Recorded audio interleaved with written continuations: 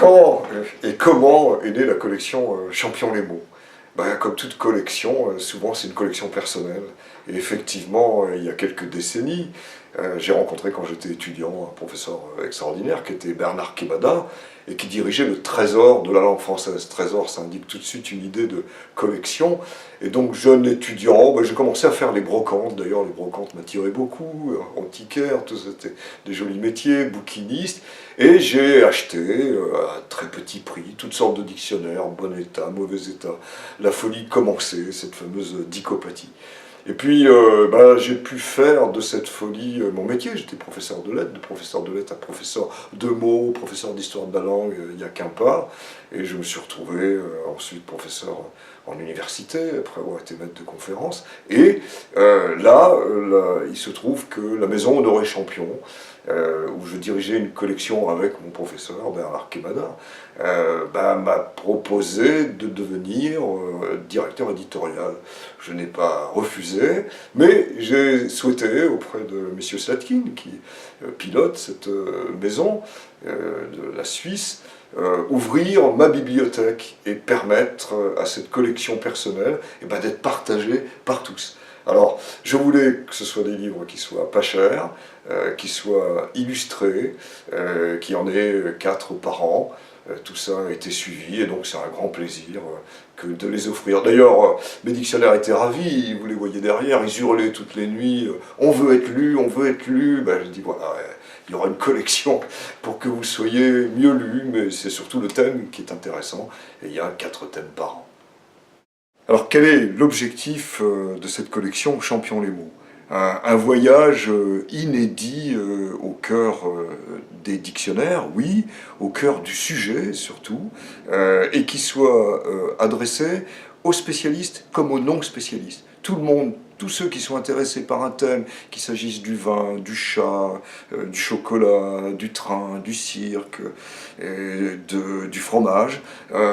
Il aime le fromage, on aime le fromage, eh bien on doit trouver des informations passionnantes dans ces petits livres. On est spécialiste du fromage, eh bien on doit y trouver aussi des choses qu'on ne connaît pas. Alors peut-être par exemple, si pour fromage, on sait que ça vient d'une faute de français, c'était formage, c'était le lait qu'on mettait dans une forme.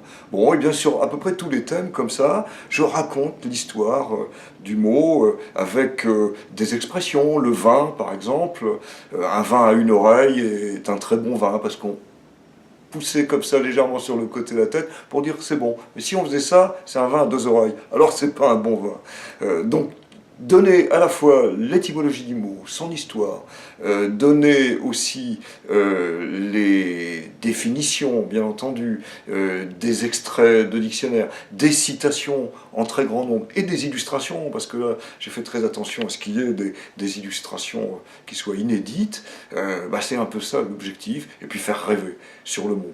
Et à la fin, être très savant. Alors dans une conversation, quand on a lu le vin, le chat, le fromage, le cirque, le train, le jardin, on a quand même beaucoup de choses à dire. Et je crois amusantes.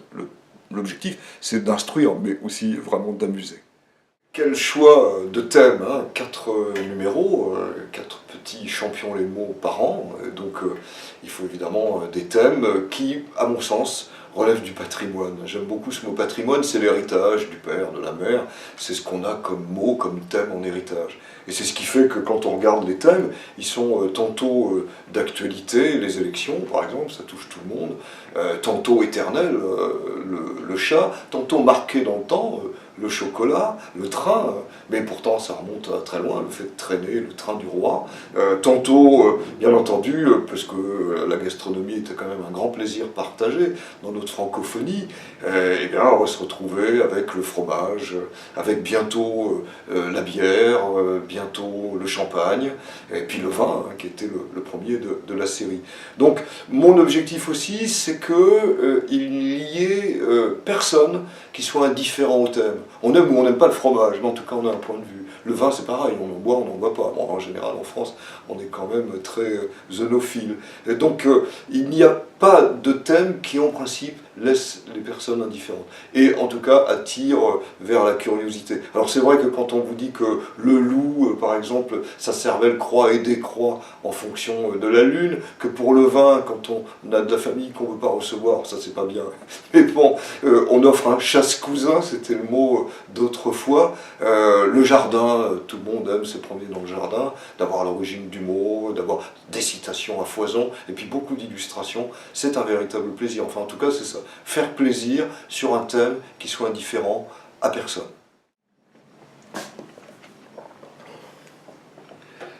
Eh bien voilà, c'est le dernier né, hein, le cirque.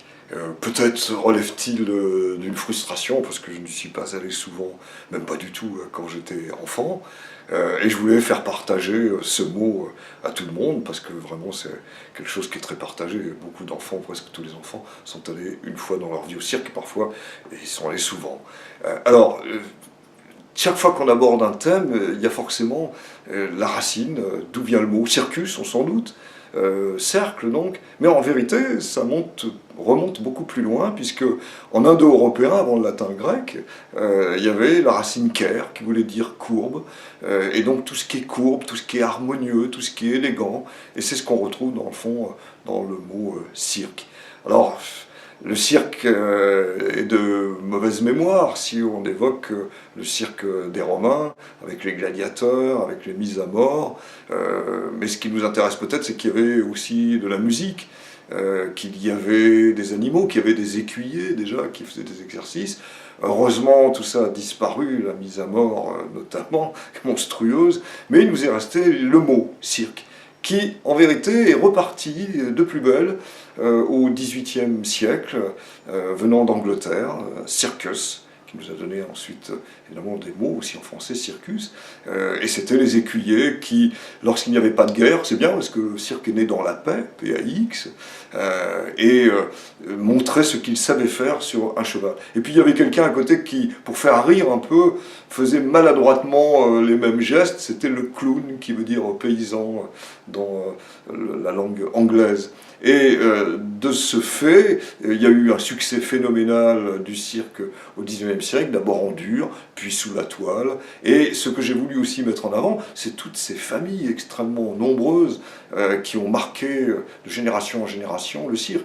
Alors, on pense à Medrano, on pense bien sûr à Pinder, on pense au gigantisme Barnum, on pense à Zavata, on pense à Fratellini, il y a toute une série de mots qui nous viennent d'Artabas, et j'en oublie aucun dans la liste, évidemment je ne vais pas tous les donner ici, mais c'est quelque chose de merveilleux que de raconter l'histoire de ces familles. Il y a aussi les citations, le cirque c'est la littérature, et là, quand je prends la citation que j'ai donnée en exergue, donc, ou plus exactement au tout début de l'ouvrage, en épigraphe, voilà ce qu'on peut lire de Jacques Steinberg.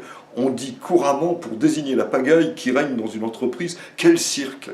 Curieux contresens, il a raison, si toutes les affaires étaient gérées avec la précision, la virtuosité algébrique et le professionnalisme des numéros de cirque, le monde du commerce ou de l'industrie ne connaîtrait pas de faillite. Bah oui, je crois que c'est effectivement ce qu'on peut ressentir, mais ça c'est une citation très concrète, mais il y a celles qui sont littéraires, et que, bon, j'apprécie, il y en a une centaine, Théodore de Bonville. Enfin, de son vif échafaud, le clown sauta si haut, qu'il creva le plafond d'étoiles. Au son du corps et du tambour, et le cœur, dévoré d'amour, alla rouler dans les étoiles. Les étoiles du cirque. On est au cœur du sujet. Donc c'est vraiment quelque chose qui, je crois, est à partager. Cet amour du numéro réussi, de quelque chose d'offert, d'énormément de travail pour finalement 4 ou 5 minutes devant le public. C'est ça aussi qui, je crois, est à mettre en avant et à faire partager avec nombre d'illustrations, de situations, de mots et de citations, bien entendu.